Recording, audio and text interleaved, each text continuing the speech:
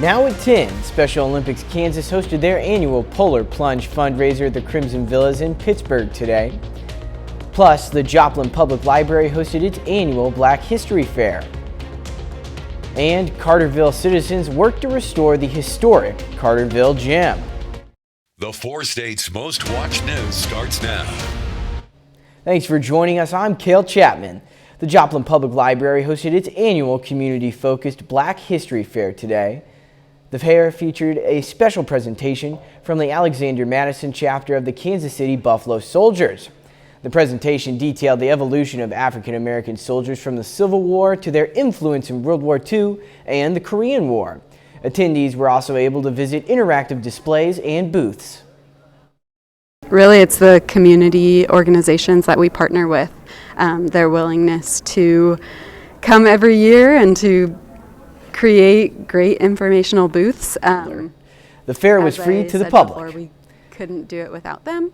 I'm sure Carterville citizens gathered today to restore the historic Carterville Gym and Community Center. Volunteers painted and repaired windows, ceilings, and lighting. Volunteers sourced material donations from vendors, so the repairs were at no cost to taxpayers. Work began to remodel the library, hallway, and community room in November. I'm just so excited. So many people have come. You know, there's a lot of people that talk about wanting to help the community, but there are only few that will come and really work. And so I'm so excited to see so many people come out that love this building and this community. I think that's the best part of it. The gym was originally built in 1954 for Carterville High School. First Community Church in Joplin hosted a chocolate festival today to raise money for the philanthropic educational organization. The festival. Instead of all of us baking chocolate chip cookies at home, we made them all together, and we used the same recipes and tried to get them all about the same size. So that's a new thing that we hadn't done in years past. And then this year, we decided to do some party trays because of the big game coming up, and put some of our things together and just see if people would like that. Every year we try to do something different. Philanthropic educational organization provides educational opportunities for women. Special Olympics Kansas hosted their annual Polar Plunge fundraiser today. KOAM's Yana Adela has more. Southeast Kansas residents jumped in the pool at the Crimson Villas in Pittsburgh to raise money for a good cause for Special Olympics Kansas. People from all over Southeast Kansas raise money to help our athletes have competitions and programs that they can do year-round. A total of 121 plungers in 21 teams jumped in the chilly water. This is a law enforcement torch run event, so the law enforcement torch run's responsibility is to raise money and awareness for Special Olympic athletes. So police officers from all over the world do events like this, and this is just one of our largest events in Southeast Kansas and brings in a lot of money. Participants are excited about the event and helping the community any way they can. It's pretty darn cold. I think that we were lucky that it was sunny out, and we're happy about that, but we're happy to be here to participate and support the Special Olympics and do our part to be a good part of the community and to be a good neighbor. Fletcher says the amount of participants is bigger than it has been for a long time.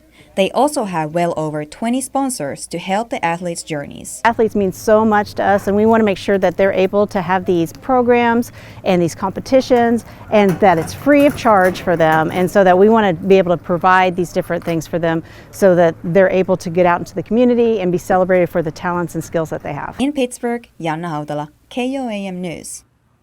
Officials estimate that at the end of the day, they've collected over $30,000 for Special Olympics Kansas. Meteorologist Sam Lane joins us for a first look at the weather. Well, it was a good thing that polar plunge took place today with temperatures in the 50s, although it was 19 degrees this morning, so it was still cold regardless. Radar is clear right now, and it's going to stay that way through tomorrow, but the winds are going to be picking up tomorrow, especially in our western area in southeastern Kansas with wind speeds over 25 miles per hour, so be careful with any outdoor flames tomorrow. Then the winds are going to start to decrease as we go into Monday. Looking down the lane, we're going to have a beautiful warm Sunday, followed by some increasing clouds on Monday with some rainy hearts for our Tuesday. Of course, that's Valentine's Day, and then an Arctic chill comes back later in the week. And of course, I'll tell you all about that when we return with weather in just a bit. All right, thank you, Sam. Canadian Prime Minister Justin Trudeau said today he ordered the takedown of an unidentified object that violated Canadian airspace. Meanwhile, searchers have not yet found the unknown object shot down yesterday as they deal with minus 45 temps in the area. CBS correspondent Christian Benavidez reports from Miami. Prime Minister Justin Trudeau of Canada says on his order a U.S. warplane shut down an unidentified object that was flying high over northern Canada. Trudeau said NORAD Command shot down the object over the Yukon. Canadian and U.S. aircraft were scrambled, according to Trudeau, and a U.S. F-22 successfully fired at the object. On Friday, U.S. officials say President Biden gave the order for an F-22 to shoot down a separate object flying over Alaska's icy northern coast. But as investigators work this weekend to gather more information, the object's origin and purpose remains a mystery. We do not know who owns it, whether it's state-owned or corporate-owned or privately owned. White House National Security Council spokesman John Kirby said the device, described as about the size of a small car, was flying at some 40,000 feet and presented a reasonable threat to the safety of civilian flights. Last Saturday, Air Force fighter jets downed the much larger suspected Chinese spy balloon off South Carolina's coast. Republican Alaska Governor Mike Dunleavy says the Chinese balloon should have been taken down much sooner. In a statement, he says there is very little margin for error. Russian territory is only a few miles away. We are the one state closest to the Korean Peninsula and China. Alaska is truly on the front lines. Christian Benavides, CBS News. Trudeau says he spoke with President Biden this afternoon and that Canadian forces will recover and analyze the wreckage of the object that flew over his country's airspace. Coming up, a Wisconsin community holds a Galentine's brunch to benefit abuse survivors. Plus, new reports say that the water has cleared after the Ohio train derailment. Students from across D.C., Maryland, and Virginia attended the Chesapeake First Tech Challenge today. The best and brightest middle school and high school students pitted their robots against the First Power Play Challenge. Teams were made up of programmers, die-casters, marketers, project managers, and more.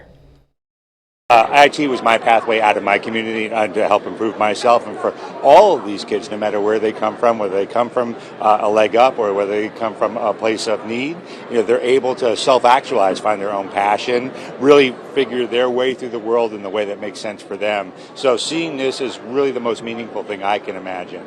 We have two aspects that we call gracious professionalism and cooperation. So it's not just about the competition, but it's about cooperating together. East Palestine locals are being told that their drinking water remains safe after a train derailment led to an evacuation and controlled explosions of vinyl chloride. The train carrying vinyl chloride derailed in East Palestine last Friday. On Monday, Norfolk Southern Railroad crews did a controlled explosion of the 5 railroad cars at risk of exploding. After the explosion, the chemicals were directed in a trench and set on fire. Locals have been given the all clear to return as water specialists say there are no detectable dangers in the village's drinking water. During the whole derailment, I had the water plant and the sewer plant specifically checked every 3 to 4 hours around the clock, just to make sure if something were to happen, we were on it quickly. Scott Wolf is the superintendent for East Palestine's Water and Wastewater Department. East Palestine's water superintendent shared these results for me. They test for a long list of volatile organic compounds, including vinyl chloride, and he says they've all been below the detectable limit. You're measuring essentially for parts per billion. So if you have a billion grains of sand, you're trying to detect one of those grains, and we have not detected any in our VOCs. Their last test was on February 8th, and they got the results back the next day. In addition to Norfolk Southern's tests, they're also doing their own through the Columbiana County Health Department, and they're working with the EPA. We can cross everything and compare results. The samplers pull water that's piped in from each of the 5 wells in the village. The VOCs they're looking for are compounds that can dissolve in soil and vaporize in air. These tests include chemicals that were on the train. The vinyl chloride, I know that's the most common thing heard right now.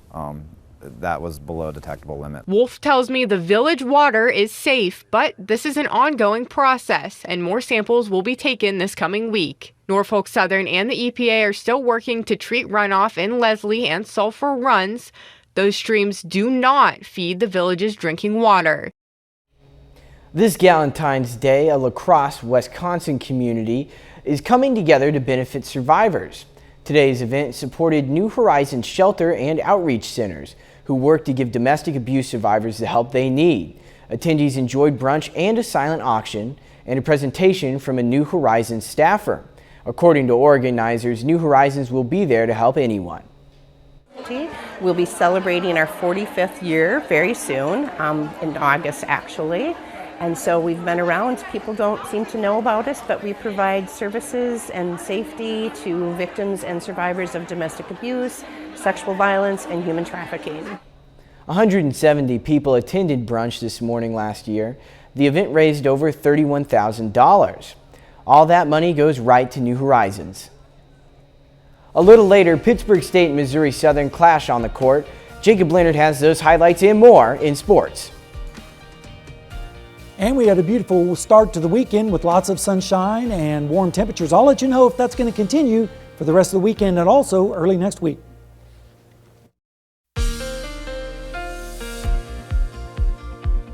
We had a pretty cold start this morning with temperatures in the teens, but we warmed up pretty nicely this afternoon with lots of sunshine and light winds, allowing temperatures to rise into the 50s. Right now, things are cooling off in Indigo Sky Casino and Resort in Seneca, Missouri. We're down into the 30s. And that's pretty much common across the entire area. We made it up to 51 after starting out at that very chilly 19, which was way below the normals of 49 and 28, but at least we made up for it on the high.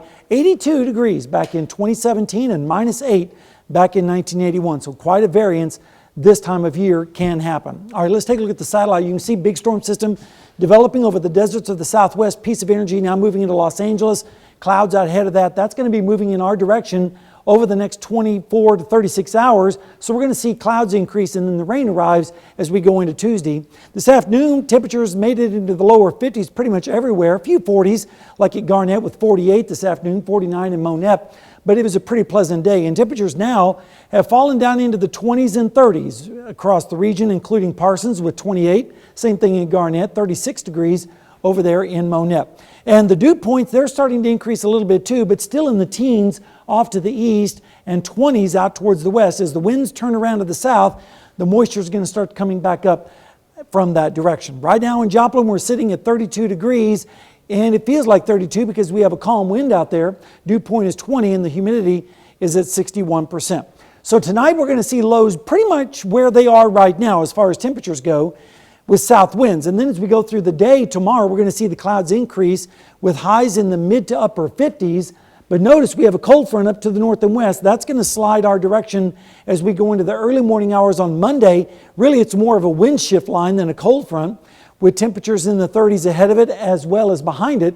Then that sails by on Monday afternoon, and temperatures still make it into the upper 50s to around 60 degrees down in Oklahoma. Then as we go into Monday night and Tuesday, here comes the rain as it comes up from the south and west ahead of a warm front.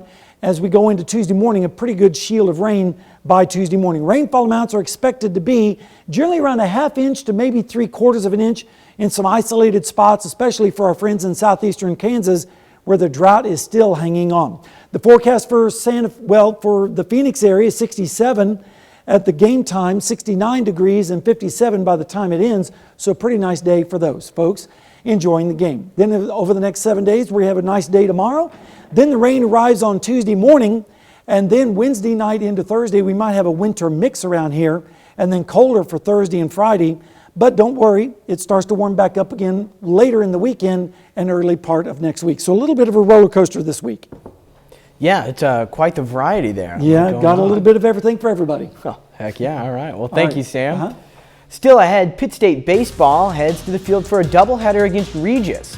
And the Gorillas and Lions meet for a rivalry game on the basketball court in Pittsburgh. Jacob Leonard has those highlights and more next.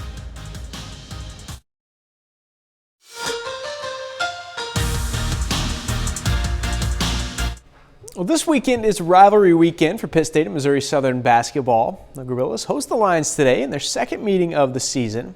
On the women's game, it's a battle of two of the best in the MIAA. The Gorillas won 10 of their last 12. Missouri Southern enters on a 9-game winning streak. Early on, Maddie Stokes working inside. Gets it to go with the left. 11 points, 12 boards for Stokes. Southern up 7-0. A late first, though. Tristan Gegg gets the hot hand, knocks down threes on consecutive possessions. Game tied at 17 after 1. Gegg leads the Gorillas with 14 points. The other end, Lane Skiles really good for Southern early. 3 here. Skiles hit her first 3 threes of the game, finishes with 13. Now here, Tristan Gegg, great pass to Corinna Gerber, 13 points, 10 rebounds for Gerber. Gorillas up 38-30 at the break. Now through the third, Gorillas catch fire. Aaron Davis from the corner. Then Grace Pyle drives and scores. Pyle scores 12 today. Jenna Shipley, great off the bench for the Gorillas. Bucket and the foul here. Shipley goes for 11 points, 4 rebounds. Pitt State pushes the lead to 20 in the third, but Lacey Stokes not letting her team go down without a fight. She scores 16, all of them in the second half. Lions actually cut it to 6 in the fourth. The Gorillas hang on to win by 10 to sweep the season series from the Lions. We got swept by them last year. It's tough. I mean, they're a great basketball team, but getting swept by anybody is, tough, let alone if it's your rival, if, it's just tough in this league to overcome some of that. So for us to do it this year, I think is a testimony to just the girls. And, they were pretty relentless today, I think, from the start. It just feels very like close-knit group. They're all happy for each other. I mean, Tristan's like, guys, we had 5 in double figures. They're very appreciative for where we're at right now, and they've put in a lot of hard work. To the men's game now, Southern trying to sweep the season series from the Gorillas this afternoon. Hot start for Pitt State. RJ Forney over there, 3 from the far side. Forney hits 5 threes, finishes with 17 points. Then Albert McBride in transition. He also scores 17. Pitt State up 15 early. After that, though, it was just back and forth all night. Christian Bundy steps out for 3. He scores 15. Marquis English, top of the key here. Pittsburgh kid leads Pitt State with 26. Goes 6 for 10 from deep. Check out Tane Prichter here, cleaning up the miss with a big-time putback jam. Prichter goes for a double-double, 12 and 10. Winston Desiso, high score tonight for Southern. Smooth pull-up, he gets 20. Game actually goes to overtime, but Missouri Southern finishes it off tonight, 103-93. The Pittsburgh State baseball team won their home opener last night, beating Regis 5-1 in Game 1 of a 4-game series. Now, those two teams are right back on the field today for a doubleheader in Pittsburgh. And starting with Game 1, Pitt State looking for their 3rd straight win. Really got off to a good start. Kaysen Long gets out of a jam in the top of the first with a big strikeout. Then in the bottom half, 2 on for Nixon Brannon. Drills it to left, way over the fence. Off the street, 3-run jack for Brannon. Gorillas go up 3-0. More from Long on the mound in the second. Another strikeout ends the second inning. He strikes out 6 in just 3 2/3. Back to Nixon Brannon though. Remember, he had just had that 3-run jack last at bat. The very next pitch he sees, puts it in the softball field over there. Consecutive swings, 6 runs for the Gorillas. They go up 10-0 in the third. But things turned around fast. Regis gets 10 in the 5th and rallies to beat Pittsburgh State in Game 1, 14-11. So in Game 2, Gorillas trying to bounce back from that and split the day. They were able to get it done, winning that one 6-4. Nixon Brannon, another big game. He goes 2 for 4 with 3 more RBIs. Missouri Southern also playing a doubleheader today, facing Delta State. They're trying to bounce back after dropping Game 1 last night. In the first one today, Southern wins a good one 5-4. Matt Miller and Ethan Clark each pick up a pair of RBIs. Then in Game 2, another good one here, but Southern falls in that one 3-2. Matt Miller goes 2 for 3 with a double, a home run, and a pair of RBIs. Okay, you can see that clock there. 19 hours. We're just 19 hours away from the Eagles and Chiefs playing in Super Bowl 57. We've talked about it for 2 weeks. I'm not going to lie. I'm tired of talking about the Super Bowl. I'm ready to get to the actual game. I just want to know how it plays out. 2 really good teams. Yeah, I mean, it's an exciting time. Everybody's been waiting for it. Super Bowl parties are going on, so it's going to be cool. You and I, for Super Bowl party, are going to party right here. Oh, we will tomorrow be. night. Well, for sure. We'll be here. We'll be here all night, but we'll be right back with more news after this. Well, the Super Bowl is tomorrow, and Chiefs Kingdom is ready. Last night was the final Red Friday of the season, and Kansas City's Power and Light District was filled with fans. Make some noise if you love Patrick Mahomes!